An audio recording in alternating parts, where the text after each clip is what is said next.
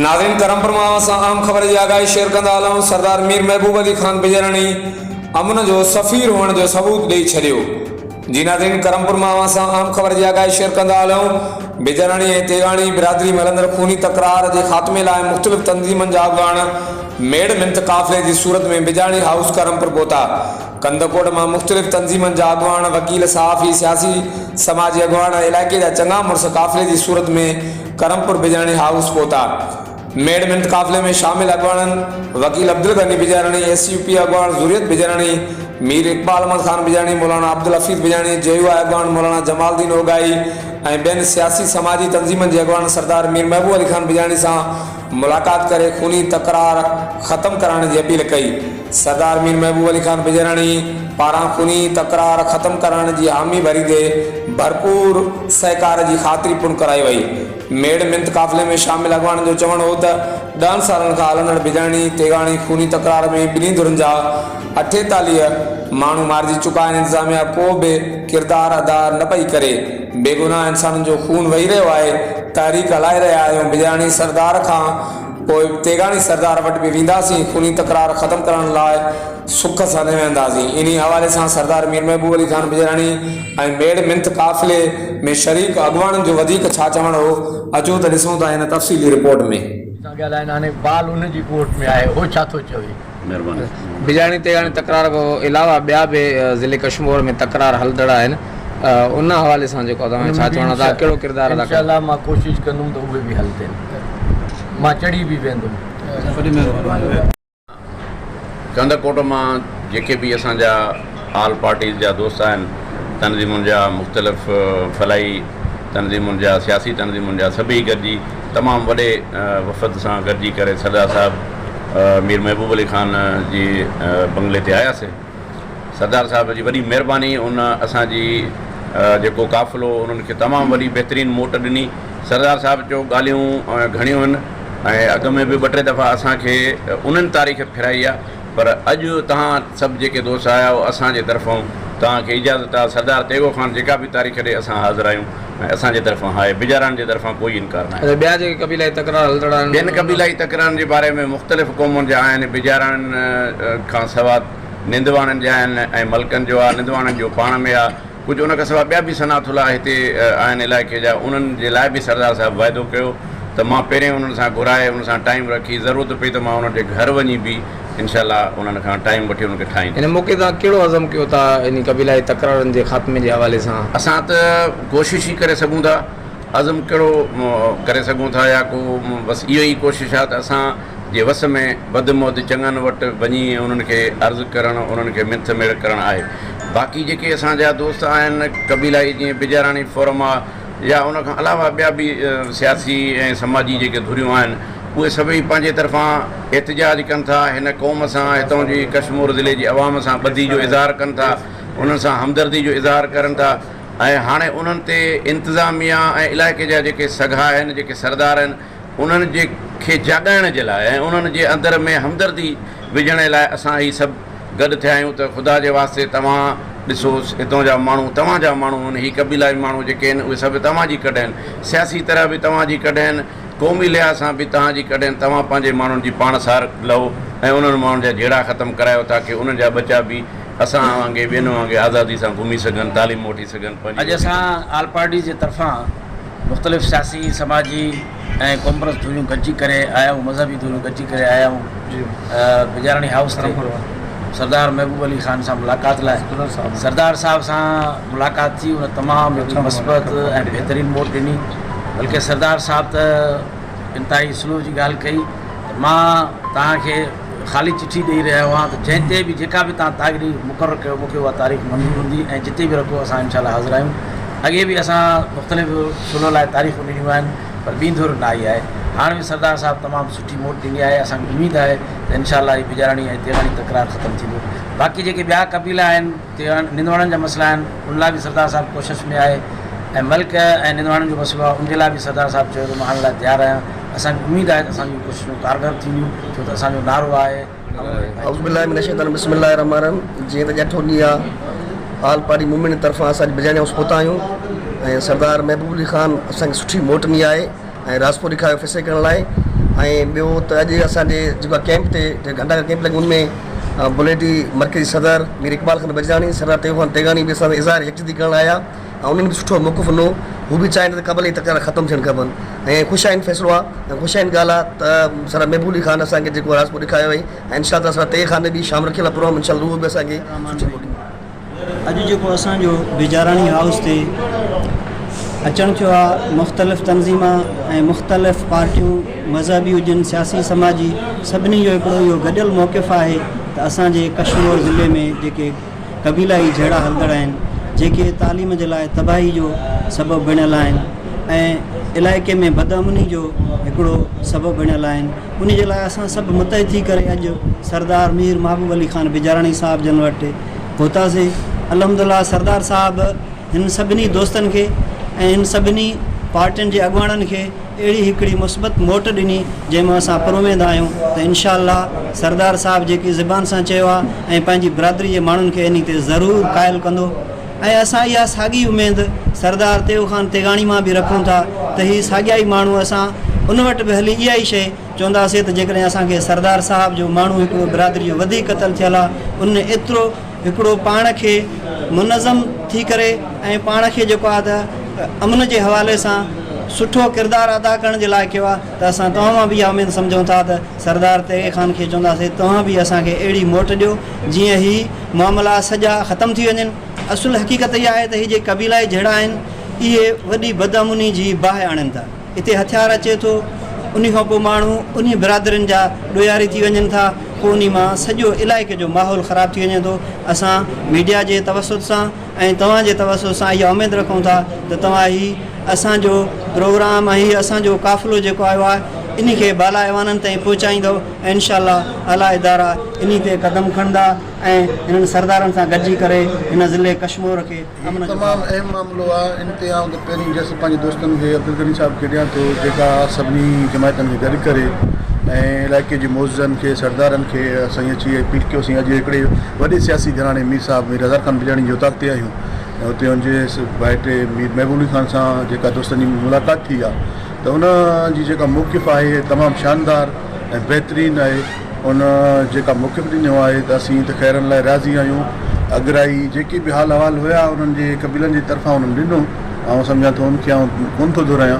बाक़ी जेके सरदार जे साहिब मौक़िफ़ ॾिनो आहे ख़ैरनि जे लाइ असीं उन जी आजियां कयूं था। असीं कोशिशि कयूं था त इलाइक़े में उनमान बहाल थिए क़बाइली जहिड़ा ख़तमु थियनि। इहे जेके बि असां क़बीला पाण में विढ़नि पिया इहे हिननि पाण में ठाह करे हिननि जूं नफ़रतूं हिन जो कावड़ हिन जो किरोध हिन जो स्ट्रगल सिंध दुश्मन धुरनि जे तरफ़ हुजणु घुरिजे पाण ॾांहुं न हुजणु घुरिजे। इहे तमामु बहितरीनु अमल आहे ऐं असीं इन अमल खे एप्रिशिएट कयूं था ऐं सरदार साहिब जा थोराइता आहियूं जंहिं असांजे सॼे क़ाफ़िले खे मान ॾिनो इज़त बख़्शियो ऐं ठाह लाइ जेका राज़को ज़ाहिर कयो तव्हांजो शुक्रगुज़ार आहियां। अॼु से जेको असांजो ऑल पार्टीज़ मूवमेंट जे तरफ़ां मुसलसल 20 खां 25 ॾींहं थी विया आहिनि असांजो हीउ तहरीक हले पियो।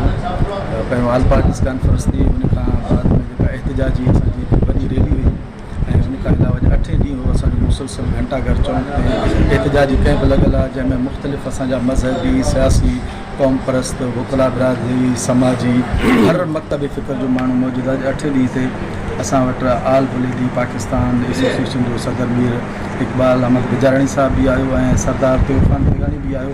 उन्हनि पंहिंजे ख़्यालनि जो इज़हार बि कयो ऐं उन्हनि बि तमामु बहितरीनु हुते पंहिंजो मौक़िफ़ पेश कयो ऐं उन खां बाद में सरदार महबूब अली ख़ान बेजाराणी वटि आयासीं। उन टाइम रखियल सभई दोस्त असां गॾु आहियूं। सरदार साहिब बि असांखे सुठो मोट ॾिनो ऐं हा कई की असां तव्हांखे हा कयूं था जेकॾहिं तेगाणी साहिबु ठहे थो त असांखे इनकार न आहे। त उनजे लाइ असां सभु दोस्त हिते मौजूदु आहियूं। असांजो बि हुआ की जेके क़बाइली दहशतगर्दी आहे जेको असांजे ज़िले में हिकु नासूर थी चुको आहे जंहिंमें तालीम बि तबाह थिए थो सिहत बि तबाह थिए थो ऐं हर मरतबे फ़िक्र पंहिंजी जेको झेड़ींदड़ धुरियूं पंहिंजे माना घरनि ताईं मैसूर उनजे लाइ असां सभिनी जेके असां दोस्त हुआसीं असां सभिनी जी इहा ज़िमेदारी आहे असां इन क़बाइली तकरार जे ख़ात्मे जे लाइ पंहिंजो किरदारु अदा कयूं। अॼु असां सरदार साहिब वटि आयासीं। सरदार साहिब असांखे सुठी मोट ॾिनी उनजे लाइ असां सभिनी इहो मौक़ो आहे इनशा असां जेके जोड़ींदड़ धुरियूं आहिनि इनशा उन्हनि वटि बि असां वेंदासीं मेड़ में क़ाफ़िले जी सूरत में। लाउडली त हीअ शुरूआति जेकी थी बेजाराणी इंटेलेक्चुअल फोरम मां जेकी हिकिड़ी पॉज़िटिव जेको अमल थियो उन खां पोइ APM जेको ऑल पार्टीज़ मूवमेंट जेको बुनियादु पियो उन में अॻ में असां इहो चयोसीं त करंट हिते इशू कहिड़ो आहे जेको क़ौम जेको ज़ातनि खे तबाह कयो आहे उत्तर सिंध में वॾे में वॾो नासूर क़बाइली दहशतगर्दी जो। उन में असांजा जेके क़ौम परस्त आहिनि क़ौमी अवामी तहरीक जा या यूनाइटेड जेको आहे पार्टी जा या GSM जा ऐं उन सां गॾु STP वारनि उन्हनि ऐं मज़हबी जेके धुरियूं हुयूं इन्हनि ई जेका हमेशह मुसलसल जिदोजहद कनि त क़बाइली दहशतगर्दी ख़तमु थिए। उन जे लाइ मेन जेकी तबाही आहे उहा जेका उत्तर सिंध में आहे। असां उन जे लाइ क़ाफ़िलो निकितो APM जेको आहे सो ऑल पार्टीज़ जेको आहे कॉन्फ्रेंस बि घुराईसीं। उन खां पोइ हीअ जेकी जिदोजहद थी आहे अॼु तव्हां ॾिसो त 70 साल जी तारीख़ में त हिकिड़ा जेके सरदार असांजे पटनि ते अची असां सां गॾु वेठा आहिनि ऐं इहा असांजी जीत आहे त बाबा पॉज़िटिव थियनि इन्हनि जो कमु असां सां आहे असांजो कमु इन्हनि सां आहे त हीअ माना जीअं एमरजेंसी थींदी आहे तव्हां छा था सम्झो त हीअ जेकी क़बाइली दहशतगर्दी आहे असां सम्झो त कश्मीर खां वधीक हिते तबाही थी आहे। हाणे अॼुकल्ह 30 ज़ातियुनि जो तक़रीबन 32 ज़ातियुनि जो 33 खून थिया आहिनि। तव्हां हिसाबु लॻायो उनजे गॾु 5-8 ॿार बि हूंदा उन्हनि जूं घरवारियूं हूंदियूं उन जो पीउ माउ हूंदो तव्हां उनखे मल्टीप्लाए कयो त 10,000 ख़ानदान तबाह थिया आहिनि। पर जेकॾहिं अॼु जेको असां अमल इहो बहितरीनु अमल कयो आहे इहो जेकॾहिं 50 साल अॻु में कयूं आहे त पोइ हिते ई धाड़ियल पैदा थींदा कॾहिं बि न।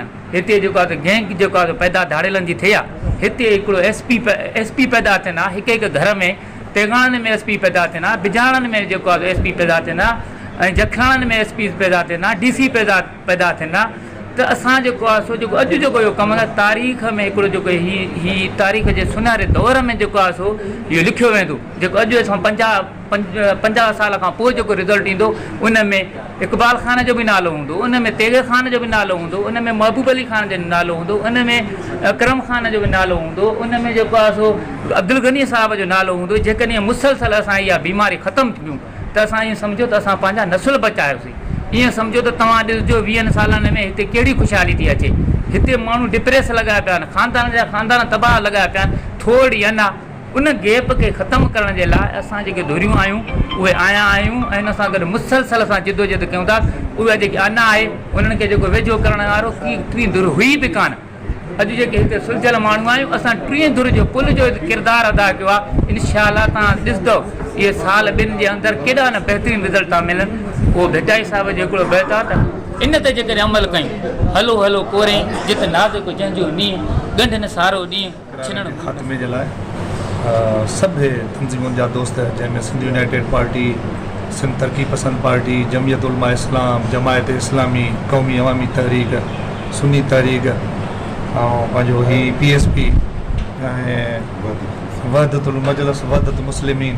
हाणे हिन में असांजा तक़रीबन 10 तंज़ीमूं आहिनि जेके असां सां गॾु आहिनि। उन खां अलावा असांजा ॿिया स्टेक होल्डर आहिनि कंदकोड़ जा जंहिंमें मोज़ीन आहिनि डॉक्टर आहिनि वकील आहिनि उन्हनि जूं बि तंज़ीमूं असां सां हिन अमन जे राह में असां सां गॾु आहिनि।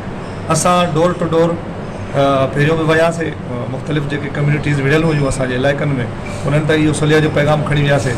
उन्हनि उतां असांखे हकारी मोट मिली। उन खां पोइ असां इहो सोचियोसीं त हाणे हिन वधीक जेका खून रेज़ी आहे छो त मुसलसल जेका केतिरनि ॾहाकनि खां वठी हिते हले पई उन में इंसानियत जो क़त्लु थिए पियो इंसान जी नसुलकुशी थिए पई। इन खे ज़रूरत महसूसु कंदे असां हिकिड़ो प्लेटफॉर्म जोड़ियोसीं जेको शुरूआत थी बिजाणी सुजाग फोरम खां। पोइ ही छाकाणि त हीउ तमामु वसी इतिहाद हुयो पोइ असां हिनखे वसी प्लेटफॉर्म ते खणी वियासीं। उन वसी प्लेटफॉर्म ते खणी सभु तंज़ीमूं असां पाण सां गॾायूंसीं। उनजो नालो असां रखियोसीं all parties movement. All parties movement मुसलसल जिदोजहद करे पई। जिदोजहद कैंप कंदकोड़ में घंटाघर टावर चौक ते लॻल आहे। अॼु ख़ुशाइंद ॻाल्हि इहा आहे त असां वटि बुलेदी ऑल पाकिस्तान बुलेदी एसोसिएशन जो मरकज़ी सदर मोहतरम मीर इक़बाल अहमद ख़ान बिजाराणी ऐं सरदार तेगो ख़ान तेगाणी असांजी कैंप ते हली आया। उन्हनि इज़हार यकजहती कई ऐं हिन क़बीलाई तकरारनि खां नफ़रत जो इज़हार कयो। उन खां पोइ असां रिक्वेस्ट कईसीं सरदार महबूब अली ख़ान बिजाराणी खे। उन बि असांजी रिक्वेस्ट खे क़बूलु कयो ऐं अॼु असां समूरा दोस्त सराहूं हिन ॻाल्हि में त असांजे पैगाम खे ॿुधो हुयो। असांजी जेका गुज़ारिशात हुयूं जेको असांजो एहतिजाज हुयो क़बीलाई तकरारनि खे ख़तमु करण जो ख़ासि तौर ते हिते तमामु जेको स्पीड वारो जेको तकरार आहे बिजाणी तेगाणी वारो आहे उहो ॾिसो हर हफ़्ते हर 10 हर 12 15 ॾींहं ते या त वॾो थो माण्हू मरे या त वॾो थो माण्हू मरे। असां सम्झूं था तमामु इलाही लास आहे नुक़सानु आहे। इन खे मद्देनज़र रखी करे असां पंहिंजो क़ाफ़िलो खणी करे सरदार मीर महबूब अली ख़ान वटि पहुतासीं। उन मुसबित मोट ॾिनी आहे। असां साईं हिकिड़ो सुलह जो पैगाम, हिकिड़ो अमन जो पैगाम ॾेई करे असां ॼण के समूरा दोस्त जेका अमन जी झोली झले हिते पहुता हुआसीं करमपुर, ईअं सम्झो त असां सराही ऐं पंहिंजे सथ सां सराह जा मोटूं था इन उमेद सां त शाल ही धरती अमन जो गहवारो बणिजे, हीउ इलाइक़ो अमन जो गहवारो बणिजे, हीअ जेका खून तेज़ी नाक माण्हुनि जो ख़तराम थिए पियो इन खे पार्टीज़ मूवमेंट जंहिंमें मुख़्तलिफ़ सियासी मज़हबी तंज़ीमूं आहिनि, समाजी तंज़ीमूं आहिनि, उहे सभु गॾिजी करे असां 15-20 ॾींहं अॻु में तहरीक स्टार्ट कईसीं त जेके बि असांजे ज़िले में क़बीलाई तकरार आहिनि उहे सभु क़बीलाई तकरार असां कोशिशि करे उहे मेड़मेंट काफ़िला थियनि, एहतजाज थियनि, मुज़ाहिरा थियनि, कुझु बि थिए इंतिज़ामिया खे प्रेशर ॾेई करे त उहे असां हल कराए सघूं। उन हवाले सां असांजे दोस्तनि तमामु सुठी महिनत कई आहे। अॼु 7 ॾींहं बि असां पंहिंजे वेठा हुआसीं एहतजाजी कैंप में, जिते मीर इक़बाल ख़ान बेजाराणी आया ऐं सरदार तेगो ख़ान तेगानी साहब बि आया ऐं ॿिन्ही हुते पंहिंजे ख़्यालनि जो इज़हार कयो। सरदार तेगो ख़ान बि इहा ॻाल्हि कई त आउं राज़ी आहियां। उनखां पोइ सरदार महबूब अली ख़ान सां राब्तो थियो ऐं अॼु मुलाक़ात थी ऐं हुन बि राज़पो ज़ाहिर कयो आहे। अलहमदिल्ला ॿई सरदार असांजी काविशनि सां, असांजे ऑल पार्टीज़ मूवमेंट जी काविशनि सां ॿिन्ही सरदारनि पंहिंजो राज़पो ज़ाहिर कयो आहे। हाणे आहिनि धुरियूं, असांजी धुरियुनि खे बि हिकिड़ी मेड़मेंट तव्हांजे तवसुत सां इहा कंदासीं त अव्हांजा बच्चा हिन वक़्तु तकलीफ़ में आहिनि, अव्हां पाण तकलीफ़ में आहियो, हिकिड़ी जॻह ते मैसूर आहियो, काॾे ॿाहिरि निकिरी बि कोन था सघो, तव्हांजे ॿारनि जो मुस्तक़बिल तबाह थिए पियो ऐं का बि शहरी सहूलियत अव्हांखे मुयसरु कोन्हे, शहर ताईं रसाई अव्हांखे मुयसरु न आहे। इन करे महिरबानी करे इलाही कुंदर तव्हांजा शहीद थिया आहिनि। हाणे वधीक पंहिंजा नौजवान कुंदर शहीद थियण खां बचायो ऐं पंहिंजा जेके तव्हांजा सरदार आहिनि उन्हनि खे सुठी मोट ॾियो त जीअं ही क़बाइली तकरार जेके आहिनि उहे ख़तमु थी सघनि। उन में फ़ाइदो अव्हांजो स्पेशली आहे, पर जनरली सॼे ज़िले जो फ़ाइदो आहे, छो त शहर में पंहिंजे ज़िले में जेको अमन अमान बहाल थींदो उन में सभिनी खे इहे सहूलियतूं मिलंदियूं त उन जी तालीमी असांजे इलाइक़े जी सूरत हाल बहितरु थींदी, मुआशी सूरत हाल बहितरु थींदी ऐं असांजो जेको क़बाइली तकरारनि वारो जेको रुझान आहे उहो ख़तमु थींदो त जीअं असांजो ज़िलो तरक़ी करे सघे। इंशाअल्लाह मूंखे कवी उमेदु आहे त क़बाइली तकरार ख़तमु थींदा इंशाअल्लाह।